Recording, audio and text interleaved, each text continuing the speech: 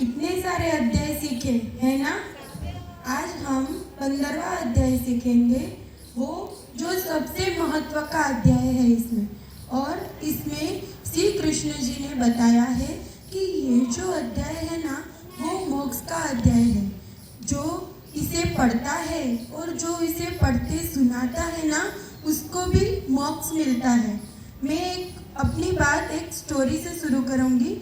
उसमें एक छोटी सी स्टोरी है। उसमें होता है कि एक राजा है और उसका जन्म एक गांव में हुआ था। और उसको है ना बहुत बीमारी रहती थी, वो बीमार रहता था, वो कुछ भी करता था लेकिन वो अच्छे से ठीक नहीं हो पा रहा था। और उसके पास है ना एक घोड़ा था। वो घोड़ा है ना उसको वो बोल रहे थे कि वो भी बीमार हो गया। तो उन लोगों ने बोला था कि घोड़ा कितना भी करे वो ठीक नहीं हो रहा है। तो उस दिन उस राजा को बोला कि आप है ना जाके इनको पानी पिलाओ ताकि वो घोड़ा ठीक हो जाएगा। और उस दिन राजा ने जाके घोड़े को पानी पिलाया था और उस दिन घोड़े को मोक्ष की प्राप्ति हुई थी। इसीलिए इस अध्याय में श्री कृष्ण जी ने बताया है कि ये जो 15वां अध्याय है ना, वो सबसे ज़्यादा महत्व का अध्याय है। और हम जो भी इसे सुनते हैं और सुनाते हैं ना, उससे हमें मोक्ष की प्राप्ति मिलती है। Thank you. इतना ऊपर मत उठा देना कि मैं पुकारूं और आप सुन ना पाए। और हे प्रभु, मुझे इतना नीचे भी मत गिरा देना कि मैं पुकारूं और आप सुन ना पाए। आप सदैव हमारे साथ ही रहना।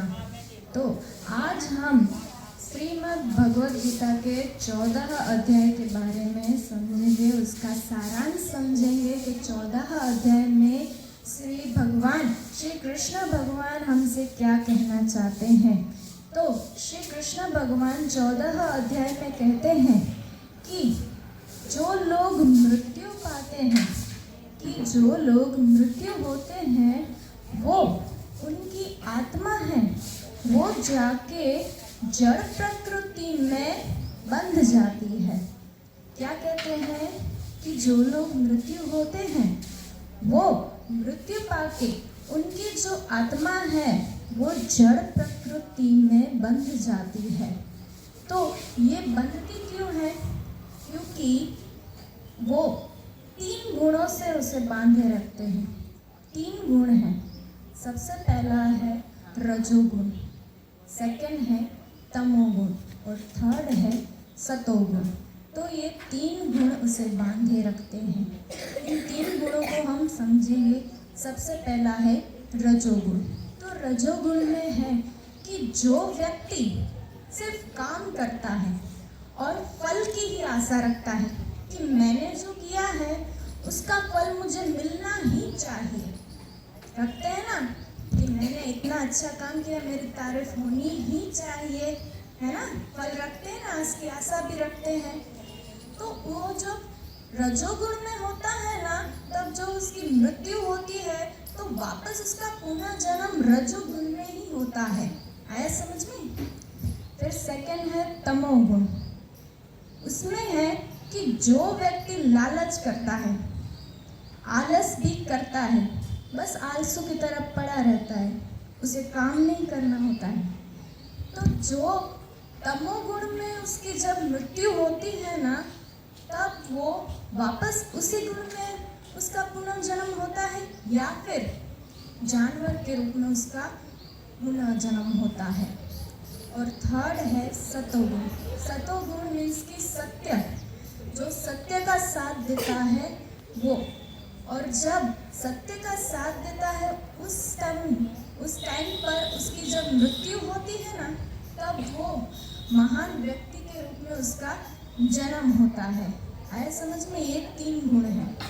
पर श्री कृष्ण भगवान कहते हैं इस 3 गुणों को जो पार कर लेता है ना, वो मुझे पा लेता है, उसकी मुक्ति हो जाती है। तो हर एक व्यक्ति को ये 3 गुण को पार करना ही होता है। और जो पार नहीं करता वो पुनः उसका पुनर्जन्म होता रहता है। तो ये 3 गुण उसे पार करने ही होते हैं। जब वो 3 गुण पार कर लेगा तब उसे मैं प्राप्त हो जाऊंगा, उसे मुक्ति मिल जाएगी।